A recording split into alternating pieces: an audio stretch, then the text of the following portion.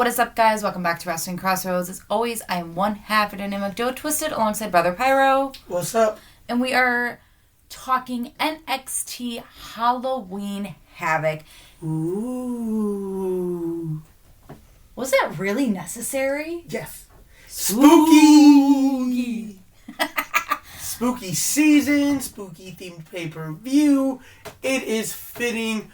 I love everything about that little girl being just a CM Punk right now.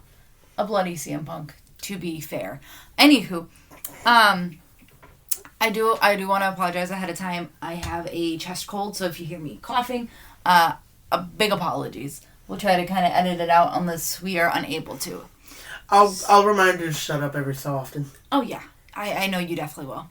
Okay, getting right into it because we are at the finish line to start NXT. Yeah, we started a little late. We lost track of time. Yes.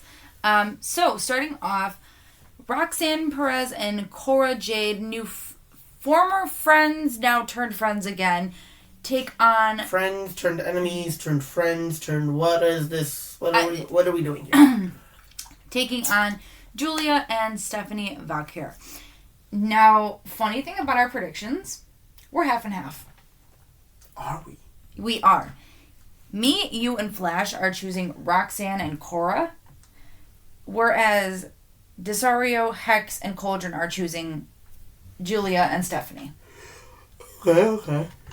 If you don't know more or less how we got here, Roxanne on the opening show to NXT going to the CW was to face Julia for the NXT Women's Championship. Closing moments of that match, Cora Jade returned after 9 months of surgery on her knee, of that knee injury, and kind of, helped Roxanne pick up the win in that. The next week, they kind of came out talking a little bit of smack.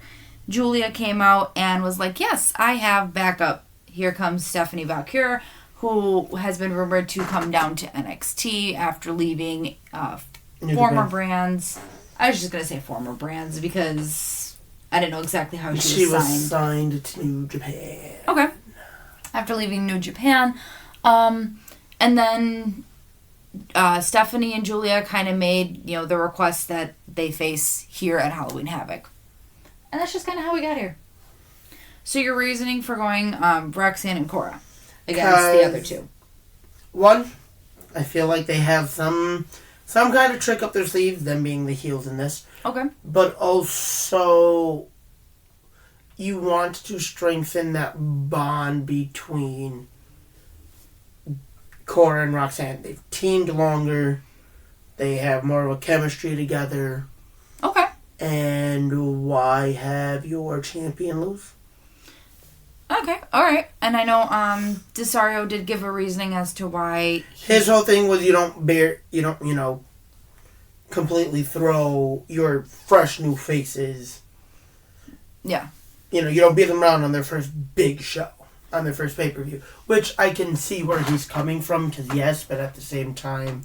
You don't make your champion lose. It's gotta kind of build on what they have going on, because there's a lot more here. Okay. Alright, take us into our next match. Next match, Andre Chase versus Ridge Holland in an ambulance match.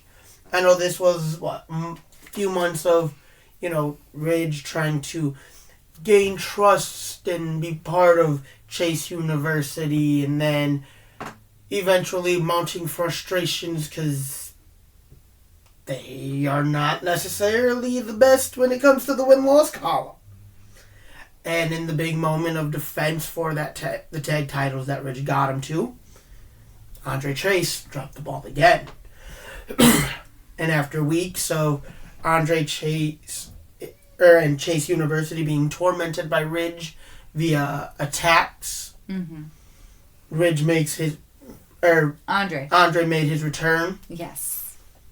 After the events of No Mercy.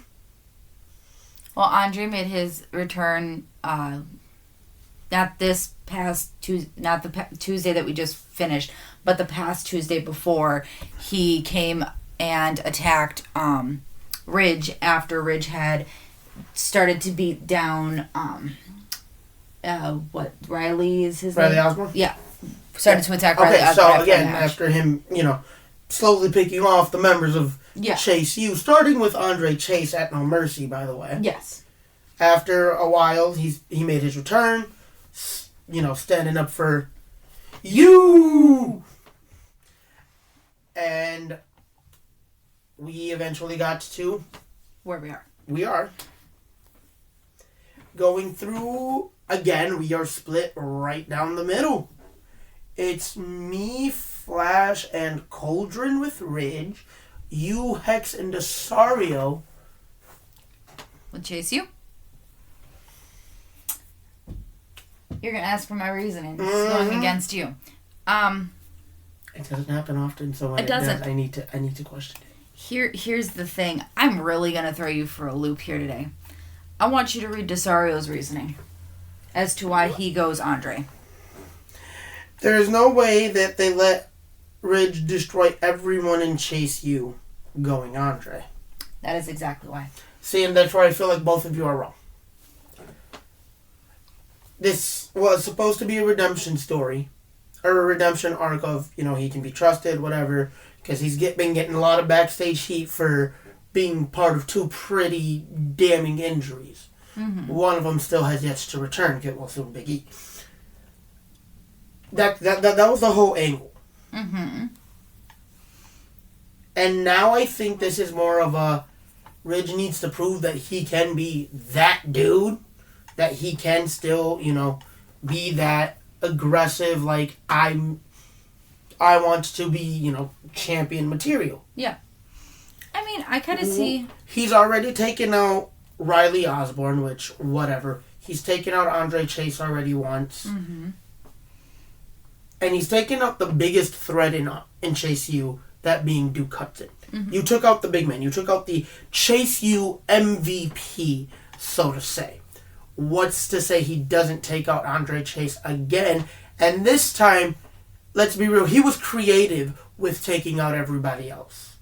Because he at least waited till after the fair one-on-one match. Mm-hmm. Now you have given him access to a lot of fun toys and tools. The whole thing here now is there is no limit to the destruction I can cause on you. That is 100% correct. But who's to also say Rich has no one in the back? Who's to say Duke Hudson doesn't come back tonight? Who's to say we don't see him going in, obviously, helping Andre Chase? And yes, he did take out members of Chase U. Very... So the whole, they're not going to let him take down all the members. He's already taken down all the members. At this point. I'm saying more or less, I think anger is going to blind him in this because he wants to be able to say, I put all of them on the shelf at the exact same time. You have to think, when he put Riley down, who came back? Andre Chase. If this is Ridge going, I'm going to put all of you on the shelf at the exact same time, that can also blind you. We've seen it happen before. So who's to say Andre doesn't have Duke come, help him, because there's no rules here. You're right, but let's be real. You know the type of man Andre Chase is. His pride is going to get in the way of letting anyone else come and help him save face for the university. You never know. And we never know how we've far... We've seen it. We also don't know how far Andre Chase is willing to go for the university. That's another thing that I was trying to get to. We don't know how far he's willing to dig into himself to be that type of aggressor for the university because he's never been put in a line like this. If you look back at Andre Chase matches... Last time he had to dig into some stuff that he didn't dig into, it kind of led to a deal in them dropping the tag titles to the family. Or are we forgetting the whole JC Jane alignment at one point. You know what? I don't think about JC Jane. And that storyline where he dug himself into some pretty deep shit. I don't think about JC Jane. We don't talk about JC Jane on here. Unfortunately, JC Jane's in her next match. I was going to say, we don't speak about JC Jane, yet she's involved with the next match that you are taking us into, my love. Yeah. The two people you can't stand to talk about the most are on one fucking match. One match on the card. How you doing? Keep talking about it. I'm going to make you do it. Alright then. Kelani Jordan takes on no longer a member of Fatal Influence, but all of Fatal Influence in a gauntlet match for the NXT Women's North American Championship. Now Jesus Christ. Looking at our predictions, we are completely split down the middle yet again. There is nothing we can get more one-sided ever. I swear. Okay. Sorry about that.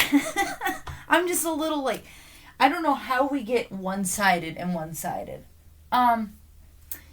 So, looking at our predictions, me, you, and Hex are choosing Fatal Influence. Why? Because nobody can do it like Lonnie, and we hate Lonnie here. So, and Desario, Cauldron, and Flash are choosing Kelani. That's not the only reason. One, I was picking Fatal Influence regardless of. So, at first it was only one member. Guess what? How do you battle plan for not knowing who your opponent's going to be? That is true. Now you're forced into a position where it's not one, but three. Mm-hmm. One, back to back, back to back. There is no break in between. No. So now this is a question of, does she really have the stamina? And I don't think she has the stamina to go 3 matches in a row. Maybe spread out throughout the night, but that's not how a gauntlet freaking works. No, I just want the title off of her in general. I don't care which member of Fatal Influence holds it, and it's just going to be a Fatal Influence title at that point. Right, especially because, again, first off, you didn't know how to prepare for one, because you didn't know which one. Now you got to prep for 3. Mm-hmm. Let's be real. Whereas all 3 members of Fatal Influence have had all the time in the world before match stipulation to study their opponent. Because regardless of which one of the 3 it was going to be, they still only had to study one person. Yep. Fatal Influence is going to take out Kelani tonight. And I'm happy about it.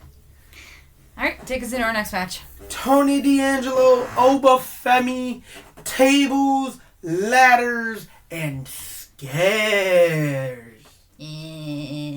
Ooh-wee-oo. Get out of here. Anywho. NXT North American Championship on the line. Tony captures it off of the big man after a lot of training, a lot of resilience, a lot of real deep down emotion. Oba obviously making a case for, I want my title back. Love, for the first match at all tonight, we are all on the same page. Tony D'Angelo walks out of Hershey, Pennsylvania, still NXT North American Champion. Why? Myself, Desario, and I'm pretty sure you're on the same page here. Yep. Opa's got a lot bigger things to chase and worry about right now. Oh, I agree. Because, let's be real, with what that man did with the NXT North American title, Trick, Oba, sign me the hell up. Oba Femi will be your next your next NXT champion. I 100% agree. We know this. I've been waiting for Oba to be able to drop this. Am I a little upset personally because he did beat Wesley's longest reigning, number? I'm a little upset at that, but But I digress on that. He was a great champion, had beautiful defenses. You outside of that being the thing, you've never had a bad thing to say about No. Oba Femi as a performer or as a champion. I think it was really smart when he won Breakout Star of the Year that the first thing he did was he cashed in on the North American Championship, because why start big only to see yourself fall? Because what if he couldn't hold the weight of the NXT Championship on his shoulders? Oh, no. Like, he really was smart and took the North American title and made it a stepping stone. Yes.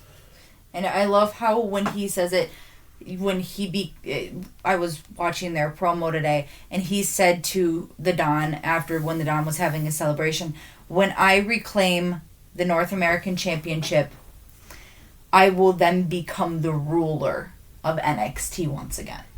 I love how to him, the NXT North American Championship and the regular, big title is even in his eyes. Oh, I love that he uses that as not only a measure of success, which makes sense, mm-hmm. but a status label, yes, if you will. Mm-hmm. I think it's absolutely beautiful. All right, main event: Trick Williams, All Ego Ethan Page. You're looking at me like I did something wrong. Let's get it. NXT Championship, Devil's Playground. Now this, if I'm correct, is the third only ever Devil's Playground that we have had. I believe you are correct.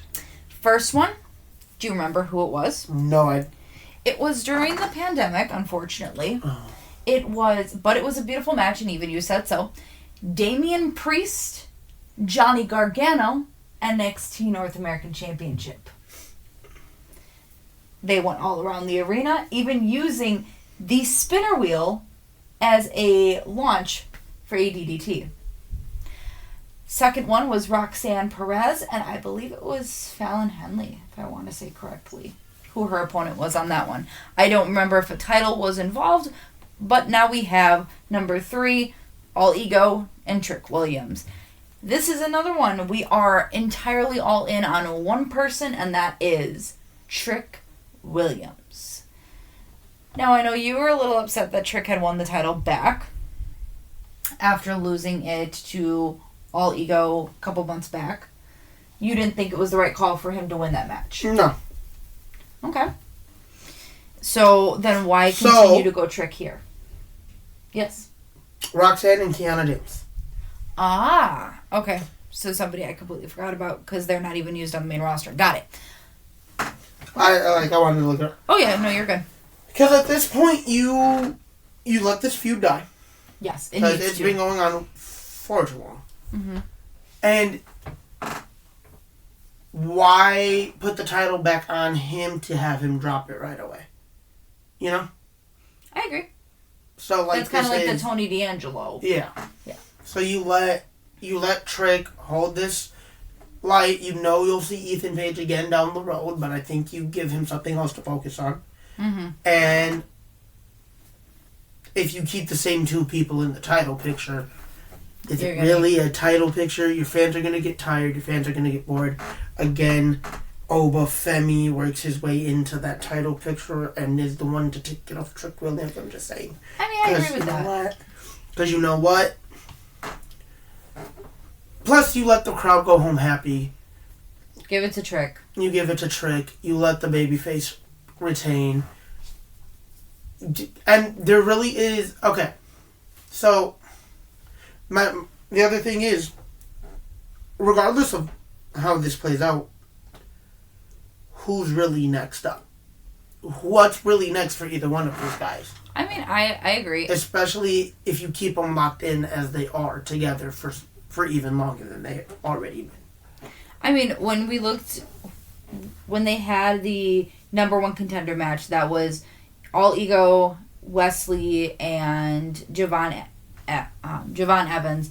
I personally wanted it to be somebody other than All Ego because, like you had said, I'm ready for this feud to die. I wouldn't have cared if it was Javon. That would have been one hell of a match. I've seen them put on one hell of a match. I didn't care if it was Wesley. Because now Wesley is chasing bigger and better things. You know, he's got the weight off of him. But who's to say that weight doesn't come back and cost him the championship? Like, we are 1-1. here's a rubber match that I'm now setting up for at the next pay-per-view. You get what I'm saying? I could have seen it be, a call for any man in this. Am I a little upset that it was all ego? Yes. I'm not behind I'm not behind the persona. I'm not behind him as a superstar yet in any means necessary. At least right now. I don't see the hype behind him. Anything else you got to say about this match, about the pay-per-view in general?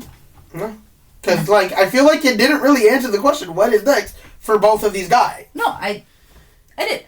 There's nothing next that I see, which is why I said I wish it would have been a different challenger. Yeah. That's where I went into. Yeah. Okay. I don't. I kind of got lost there. That's why I was like. But I made my points as to why it would have been either guy, why I could have seen either guy. Because then you also could have set up, if Wesley had lost, you could have set up something for him. And if, Javon Evans had even come just a smidgen close to winning it, that's because... Javon's time will freaking come, dude. I know. But I'm saying, even if he came a smidgen close to winning it, you know why? Because 2 weeks before that, he faced a legend. I was going to say, he already got the rub from Randy. Mm-hmm. So, speaking of Javon... Yes. There is actually something I saved. Mm-hmm. And I want to read it to you. Okay. So this after the match with Randy then? This is right after. This actually does involve somebody from a different company. Okay. I'll let you have at it. So, on the Rich Eisen show. Okay. Swerve Strickland was asked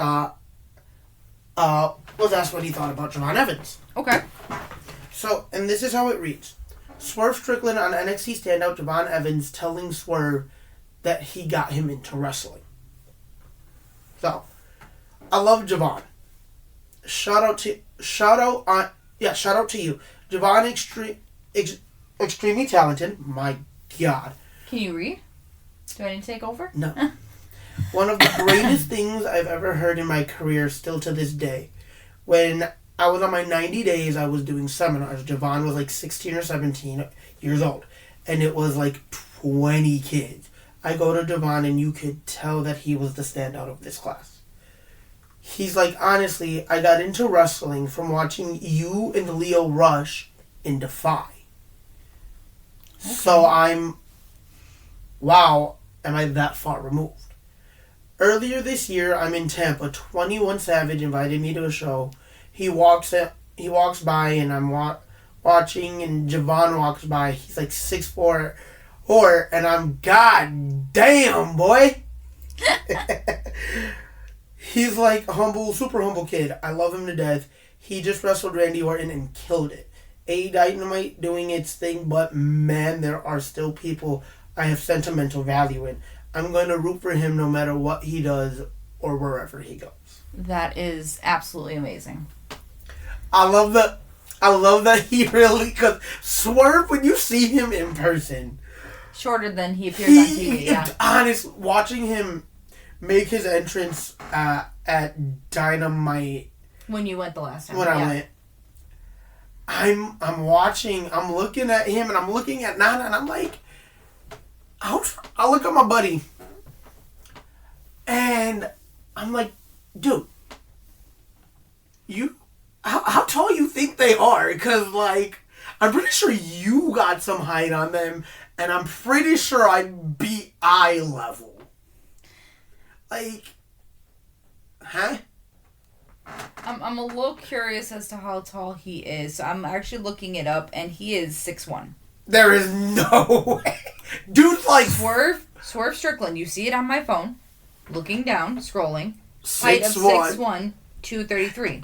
Alright, Swerve, I need to know, are you wearing lifts? Because, ain't no way you 6'1", bro. Bro is 5'10" on a good day. I love the overall love that Javon Evans has been getting from the wrestling community. I was going to say, not even just WWE, but, fans and people outside the company. Because I know I was watching it. He's earned his stripes. He's earning his stripes day in and day out. Pretty early, too. But a thing that I was going to say is... The fact that he's only, 19, 20? Yeah. He just had his 20th birthday. He spent his 20th birthday as a member of the NXT roster. Mm-hmm. What the hell? See, one of the things that... Then again, we can say the same thing for Tyler Bate. One of the things that I love is, they were alluding to, during the match with Javon and Randy, they were alluding to the fact that when Randy was brought on, he had faced numerous legends. Undertaker, Triple H, Shawn Michaels, Ric Flair. And they, helped mold him into the person that he is. And that's why Randy wanted to go down and face Javon Evans of all people. And my thing is, if you look at when Randy came up, because that was 22 years ago. Yes. Versus the system in place for young guys like Javon now. Mm-hmm. It's a lot different. It's a night and day difference. Mm-hmm. Whereas, because early 2000s, mm-hmm. you had to come in and you had to scratch and claw and really break into this business. If you didn't have the last name that helped pivot. Even then, if you really pay attention to Randy, yes, he was naturally gifted, but even with his name being Randy, his last name being Orton, there was really a solid possibility that he didn't make it through. I mean, I agree, yeah. He actually had to grind this out, whereas now the company has an actual true developmental system and training system to get you ready to get here. Granted, having those subtle rubs from people like Randy, from those legends like Randy, those guys that really help pave the way, doesn't hurt at all. But one of the things, like I said, it's a night and day difference, and I love that you really see, regardless of how tough the breaking into the industry was for you or what kind of developmental system, you can see how similar in work ethic that they are. Yeah. One of the things that I was going to finish saying before you went off on your little tangent. Sorry. No, you're fine. Was if you watch the match between them, I'm pretty sure you saw it on socials. There's a moment where Javon goes to hit a move. It's a cutter on Randy, and Randy misses it. Javon had, poor timing. Randy wasn't in the right position for it, and it ended up you saw it happen. Randy hit the RKO. They ended the match. Well, you can see Javon apologizing. Oh, yeah. And I Randy definitely not did see only that. In the ring at the time, because you can watch him say it. Oh, yeah. He it wasn't said, supposed to it's get caught. okay. Everything's fine. You did your best. He also went on socials and was like, to anybody trying to bash this kid, no, screw you. I remember seeing all of this. Just on him, this was on me too. The fact that he, as a vet, was able to just take responsibility the way he was, where he could have threw Javon clean under that bus, but he owned up to his part, and the fact that he really went out of his way to make sure Javon understood that, hey, it happens. Yeah. That's why we do this. Mm-hmm. This is why we put you through this system. This is why I come down. Yeah. This was, you're still learning. You are still young. So the fact that he was able to not only probably help rebuild that little bit of confidence or, fortify it. Mm-hmm. Just him being able to let him know things are okay. You didn't screw up as bad as you thought you did. Right, just to give him that affirmation or that confirmation that he's still doing well. Mm-hmm. That goes a long way because, again, think about it. 20 years ago, you wouldn't have had not that. Even, you go back 5-10 years ago. Mm-hmm. It wasn't, that vet taking responsibility. It was literally, it was either swept under the rug or I'm throwing you under the bus. You messed up. You're newbie, so it's easier to pin the blame on you than admit that I messed up. Yes. You really do think back 5, 10, 15, whatever. Yeah. X amount of years. Whatever. Vets then versus vets now are not the same either. I think the vets now are a lot better about helping mold that talent that they can see has a future. And Javon has one hell of a future. I agree. Well, that is the first tangent I think we've ever went on in a while. And I think that's the first one we've gone on together. Yes. So it's not necessarily just a pyro rant for once. Haha. Well, usually you're throwing a tangent, I'm throwing a tangent, or there's me, you're trying to reel me back in or whatever. And I'm just like, no, screw you. Yep. And then it goes on for another 5 minutes. But that does conclude the match card and everything for NXT Halloween Havoc. We will be back here for our recap per usual at the end of everything. We hope you guys enjoy the show and enjoy all the spookiness that comes along with it. Happy Halloween! Laters.